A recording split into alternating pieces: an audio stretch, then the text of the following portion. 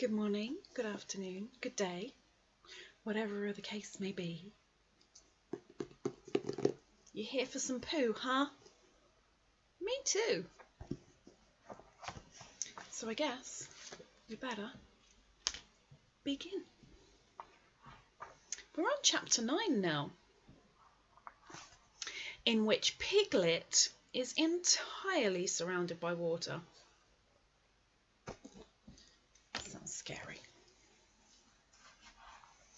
It rained, and it rained, and it rained. Piglet told himself that never in all his life, and he was, goodness knows how old, 3, was it 4? Never had he seen so much rain.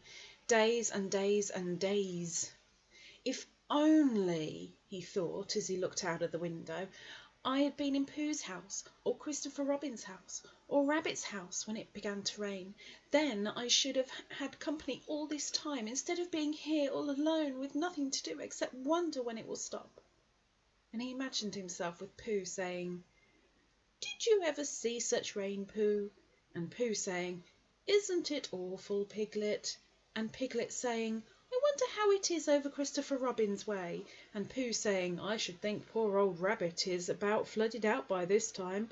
It would have been jolly to talk like this, and really it wasn't much good having anything exciting like floods if you couldn't share them with somebody." For it was rather exciting. The little dry ditches in which Piglet had nosed about so often had become streams. The little streams across which he had splashed were rivers, and the river, between whose steep banks they had played so happily, and had sprawled out of its own bed, and was taking up so much room everywhere that Piglet was beginning to wonder whether it would be coming into his bed soon. "It's all a little anxious," he said to himself, "to be a very small animal entirely surrounded by water. Christopher Robin and Pooh could escape by climbing trees, and Kanga could escape by jumping, and Rabbit could escape by burrowing, and Owl could escape by flying, and Eeyore could escape by making a loud noise until rescued, and here I am surrounded by water and I can't do anything." It went on raining, and every day the water got a little higher, and now it was nearly up to Piglet's window, and still he hadn't done anything. "There's Pooh," he thought to himself. "Pooh hasn't much brain, but he never comes to any harm. He does silly things, and they turn out right. There's Owl. Owl hasn't exactly got brain, but he knows things. He would know the right thing to do when surrounded by water. There's Rabbit. He hasn't learnt in books, but he can always think of a clever plan. There's Kanga. She isn't clever. Kanga isn't, but she would be so anxious about Roo that she would do a good thing to do without thinking about it. And then there's Eeyore. And Eeyore is so miserable anyhow that he wouldn't mind about this, but I wonder what Christopher Robin would do." Then suddenly he remembered a story which Christopher Robin had told him about a man on a desert island who had written something in a bottle and thrown it into the sea. And Piglet thought that if he wrote something in a bottle and threw it in the water, perhaps somebody would come and rescue him. He left the window and began to search his house, all of it that wasn't under water, and at last he found a pencil and a small piece of dry paper and a bottle with a cork to it, and he wrote on one side of the paper, "Help, Piglet, me," and on the other side, "It's me, Piglet, help, help." Then he put the paper in the bottle, and he corked the bottle up as tightly as he could, and he leant out of his window as far as he could lean without falling, and he threw the bottle as far as he could throw. Splash! In a little while it bobbed up again on the water, and he watched it floating slowly away in the distance until his eyes ached with looking, and sometimes he thought it was the bottle, and sometimes he thought it was just a ripple on the water, which he was following, and then suddenly he knew that he would never see it again, and that it had done all that he could do to save himself. So now, he thought, somebody else will have to do something, and I hope they will do it soon, because if they don't, I shall have to swim, which I can't, so I hope they do it soon.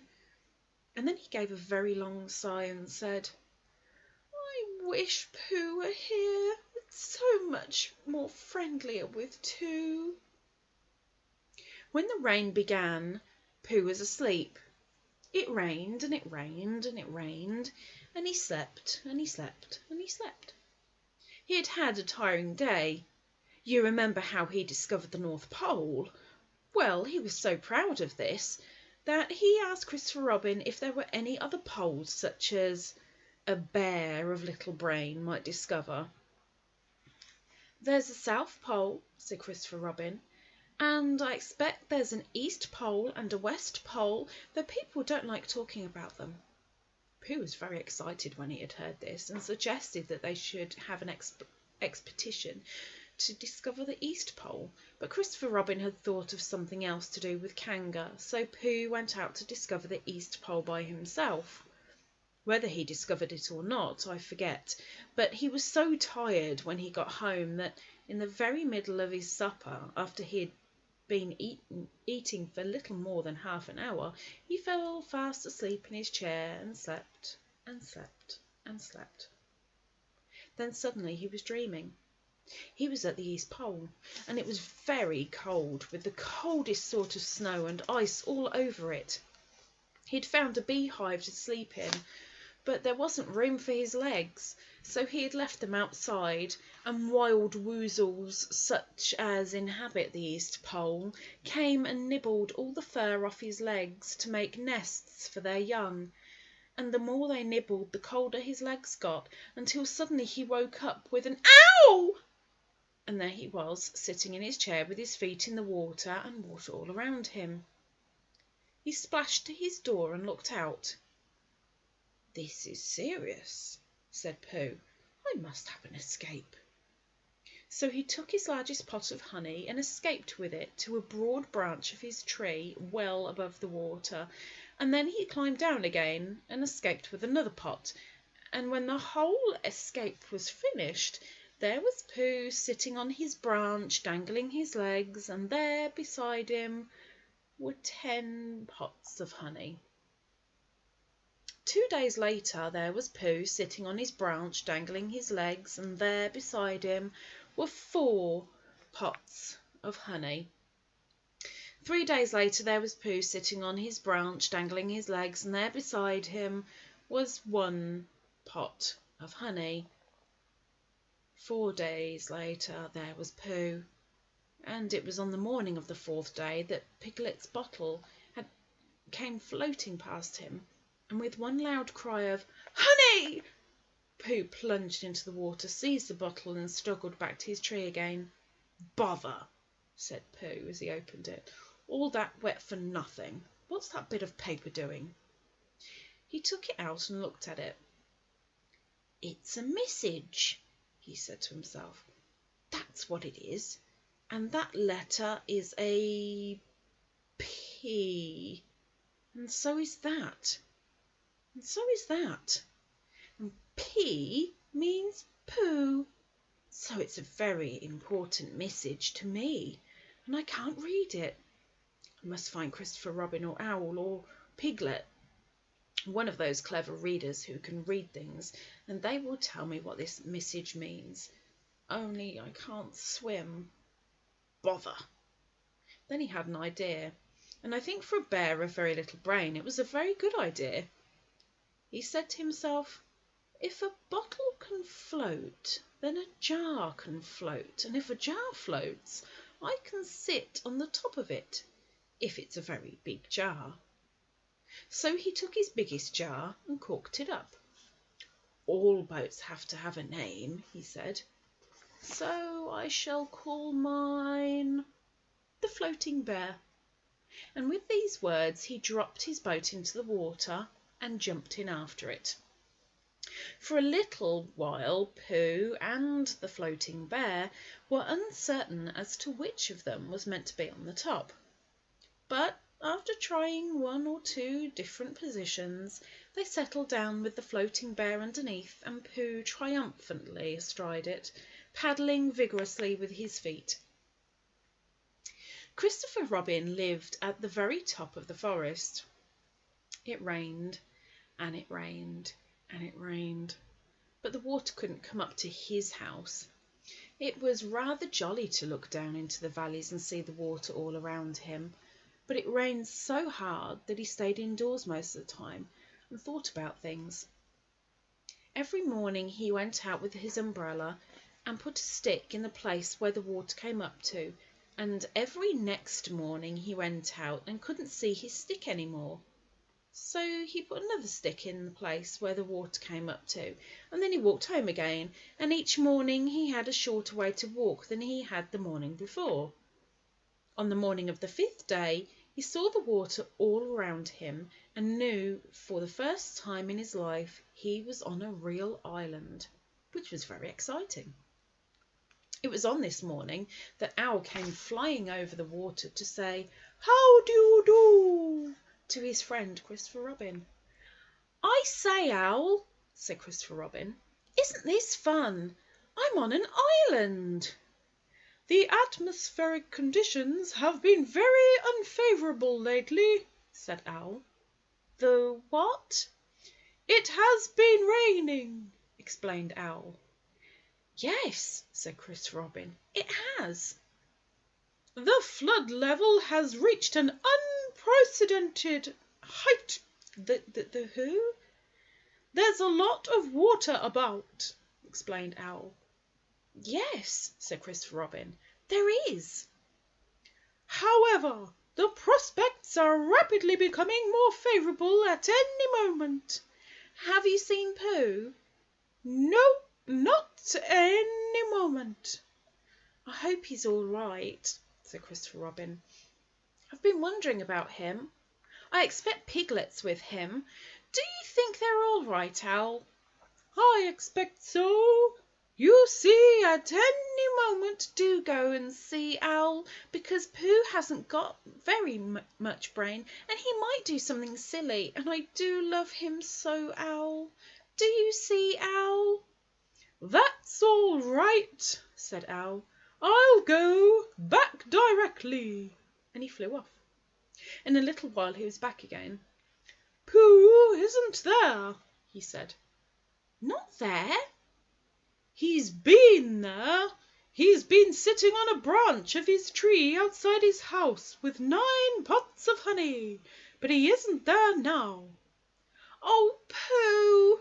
cried Christopher Robin. "Where are you?" "Here I am," said a growly voice behind him. "Pooh!" They rushed into each other's arms. "How did you get here, Pooh?" asked Christopher Robin, when he was ready to talk again. "On my boat," said Pooh proudly. "I had a very important message sent to me in a bottle, and owing to having got some water in my eyes, I couldn't read it, so I brought it to you on my boat." With these proud words he gave Christopher Robin the message. "But it's from Piglet," cried Christopher Robin when he had read it. "Isn't there anything about Pooh on it?" asked Bear, looking over his shoulder. Christopher Robin read the message aloud.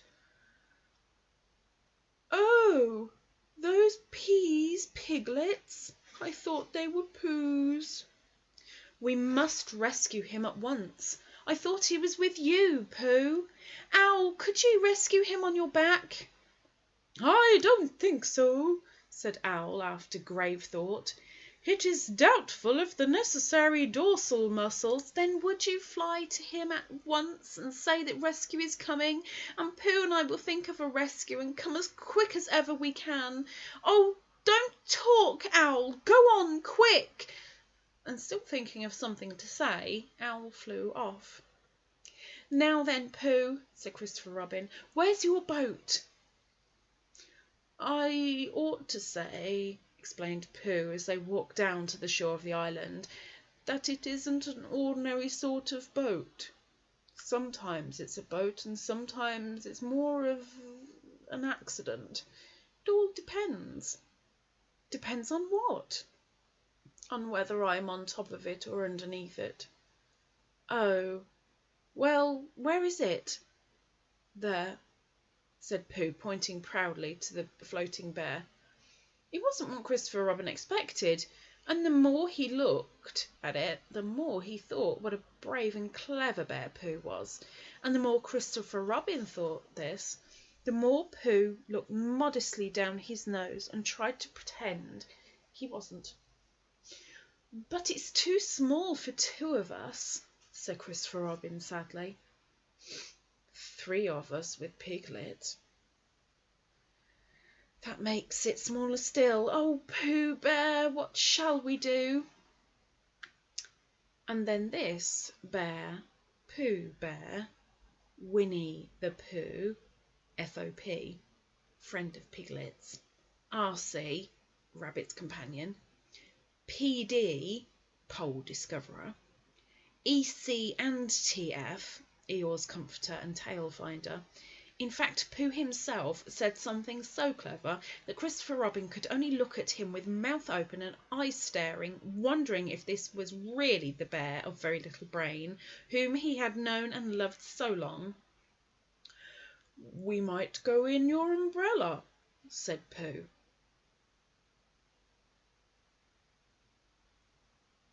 "We might go in your umbrella," said Pooh.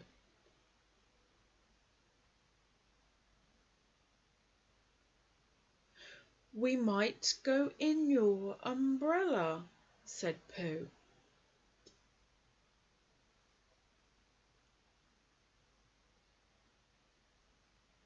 For suddenly Christopher Robin saw that they might. He opened his umbrella and put it point downwards in the water.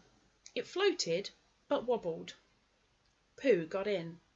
He was just beginning to say that it was all right now when he found that it wasn't. So after a short drink, which he didn't really want, he waded back to Christopher Robin. Then they both got in together, and it wobbled no longer. "I shall call this boat the Brain of Pooh," said Christopher Robin, and the Brain of Pooh set sail forthwith in a southwesterly direction, revolving gracefully. You can imagine Piglet's joy when at last the ship came in sight of him. In after years he liked to think that he had been in very great danger during the terrible flood, but the only danger he had really been in was the last half hour of his imprisonment, when Owl, who had just flown up, sat on a branch of his tree to comfort him, and told him a very long story about an aunt who had once laid a seagull's egg by mistake. And the story went on and on, rather like this sentence, until Piglet, who was listening out of the window without much hope, went to sleep quietly and naturally, slipping slowly out of the window towards the water until he was only hanging on by his toes, at which moment, luckily, a sudden loud squawk from Owl, which was really part of the story, being what this aunt said, woke the Piglet up and just gave him time to jerk himself back into safety and say, "How interesting! And did she?"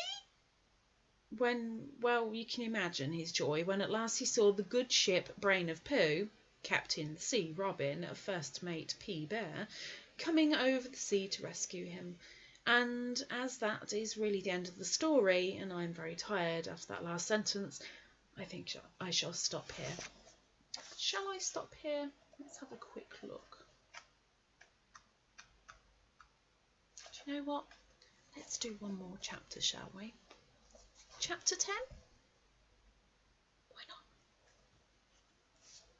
Chapter 10, in which Christopher Robin gives a Pooh party and we say goodbye.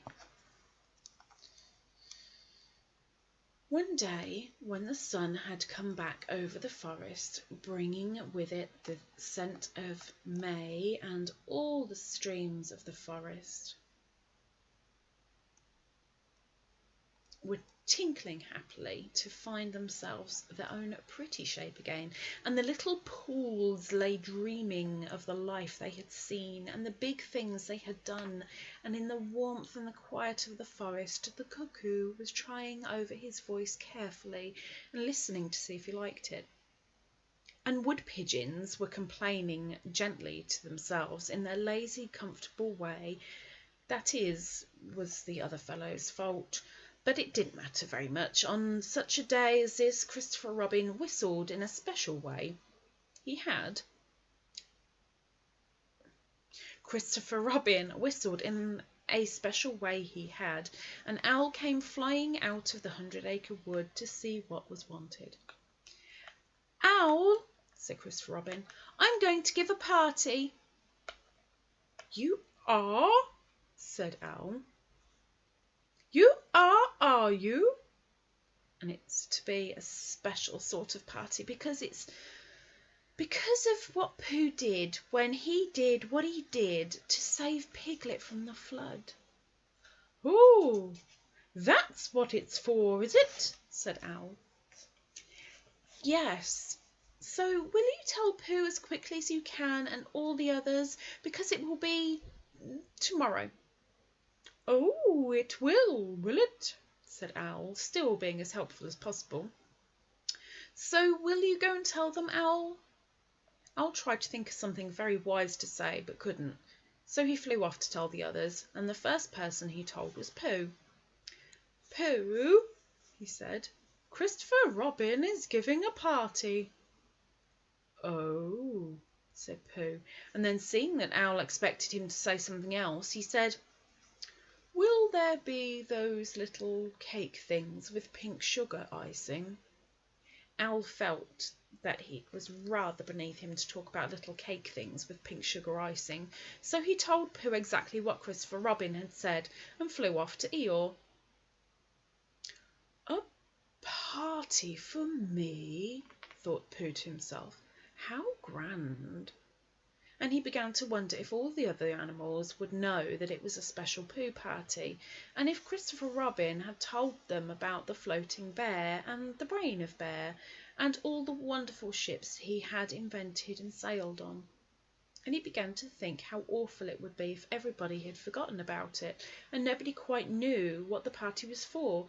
And the more he thought like this, the more the party got muddled in his mind like a dream when nothing goes right, and the dream began to sing itself over in his head until it became a sort of song. It was an anxious Pooh song. "Three cheers for Pooh, for who? For Pooh. Why, what did he do? I thought you knew. He saved his friend from a wetting. Three cheers for Bear, for where? For Bear. He couldn't swim, but he rescued him. He rescued who? Oh, listen, do. I'm telling of Pooh. Of who? Of Pooh. I'm sorry I keep forgetting. Well, Pooh was a bear of enormous brain. Just say it again. Of enormous brain. Of enormous what? Well, he ate a lot, and I don't know if he could swim or not, but he managed to float on a sort of boat." "A sort of what?" "Well, a sort of pot. So now let's give him 3 hearty cheers. So now let's give him 3 hearty witches, and hope he'll be with us for years and years, and grow in health and wisdom and riches. 3 cheers for Pooh. For who? For Pooh. 3 cheers for Bear. For where? For Bear. 3 cheers for the wonderful Winnie-the-Pooh. Just tell me, somebody, what did he do?" While this was going on inside him, Owl was talking to Eeyore. "Eeyore," said Owl, "Christopher Robin is giving a party." "Very interesting," said Eeyore. "I suppose they will be sending me down the odd bits which got trodden on. Kind and thoughtful. Not at all. Don't mention it." "There is an invitation for you." "What's that like?" "An invitation." "Yes, I heard you. Pooh dropped it. "This isn't anything to eat. It's asking you to the party. Tomorrow." Eeyore shook his head slowly. "You mean Piglet, the little fellow with the excited ears? That's Piglet.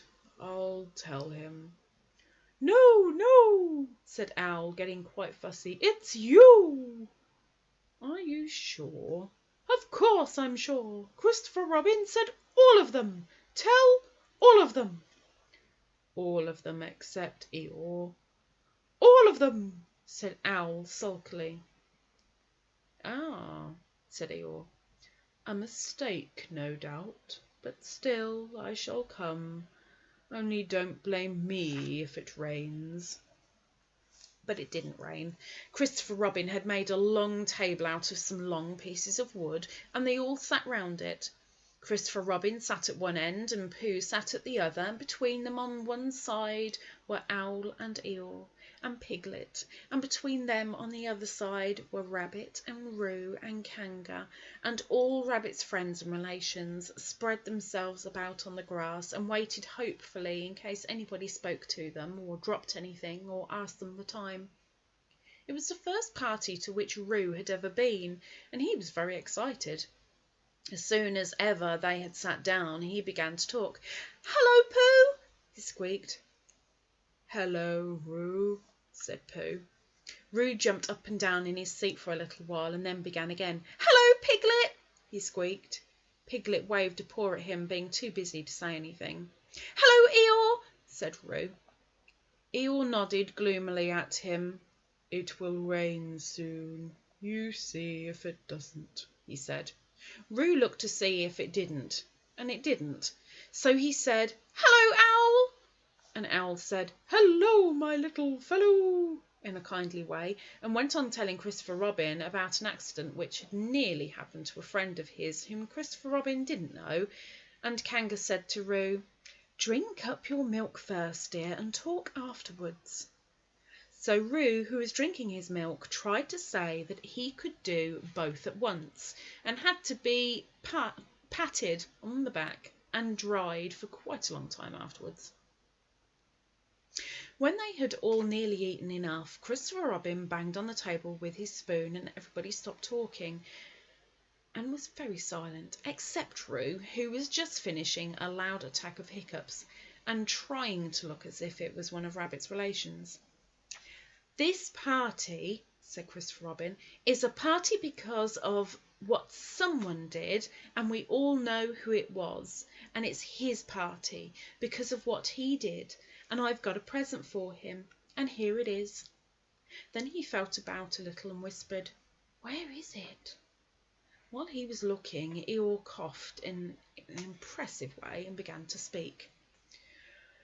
"Friends," he said, "including oddments, it is a great pleasure, or perhaps I had better say it has been a pleasure so far, to see you at my party. What I did was nothing. Any of you, except Rabbit and Owl and Kanga, would have done the same. Oh, and Pooh. My remarks do not, of course, apply to Piglet and Roo, because they are too small. Any of you would have done the same. But it just happened to be me.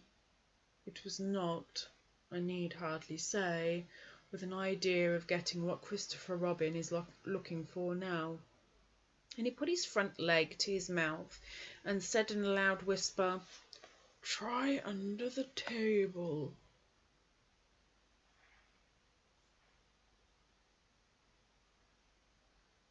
That I did what I did, but because I feel that we should all do what we can to help. I feel that we should all... "Hee-up!" said Roo accidentally. "Roo, dear," said Kanga reproachfully. "Was it me?" asked Roo, a little surprised. "What's Eeyore talking about?" Piglet whispered to Pooh. "I don't know," said Pooh rather dolefully. I thought it was your party. I thought it was once, but I suppose it isn't. I'd sooner it was yours than Eeyore's, said Piglet. So would I, said Pooh. Eeyore! Said Row again. As I was saying, said Eeyore loudly and sternly, as I was saying when I was interrupted by various loud sounds, I feel that... Here it is, said Christopher Robin excitedly. Pass it down to silly old Pooh. It's for Pooh. For Pooh? Said Eeyore. Of course it is. The best bear in the world. I might have known, said Eeyore. After all, one can't complain. I have my friends. Somebody spoke to me only yesterday. And was it last week or the week before that Rabbit bumped into me and said, bother?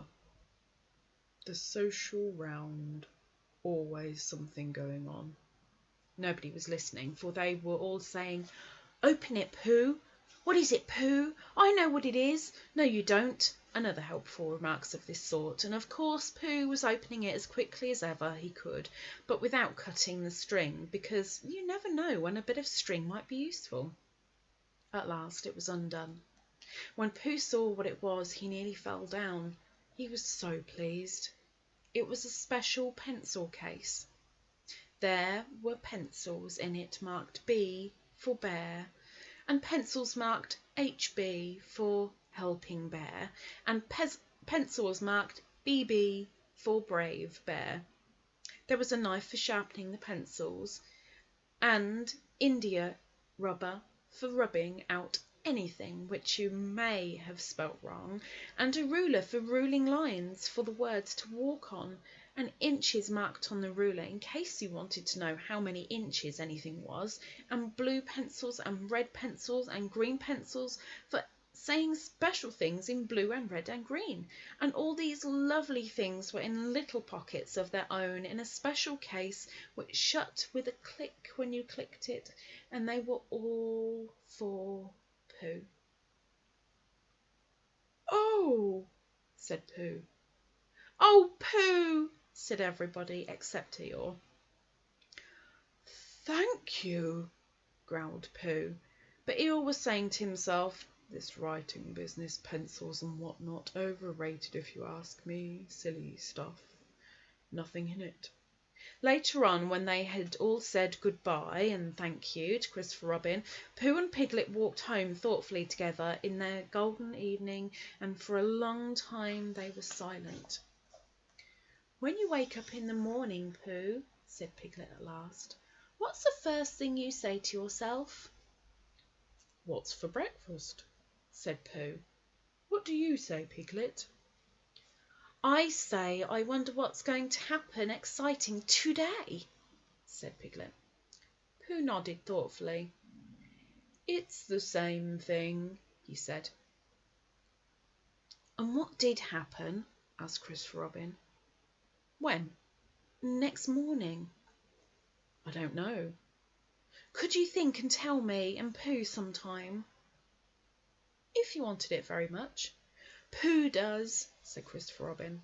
He gave a deep sigh, picked his bear up by the leg and walked off to the door, trailing Winnie-the-Pooh behind him.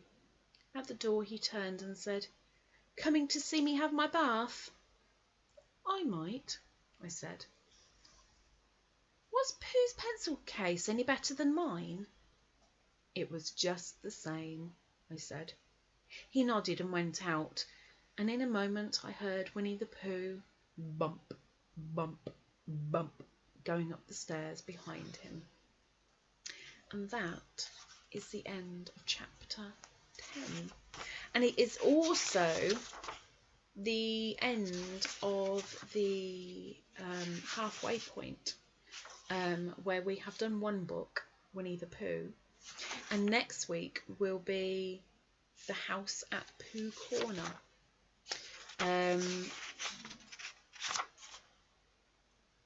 So we're halfway through.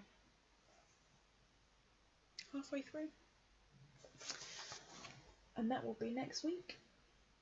Oh, the poo.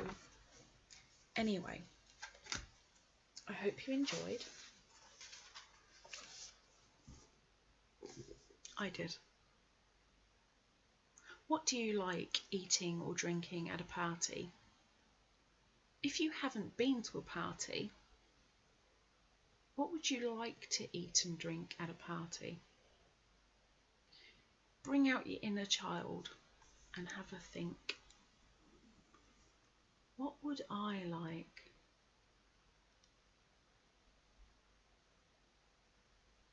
Yes, that'd be nice.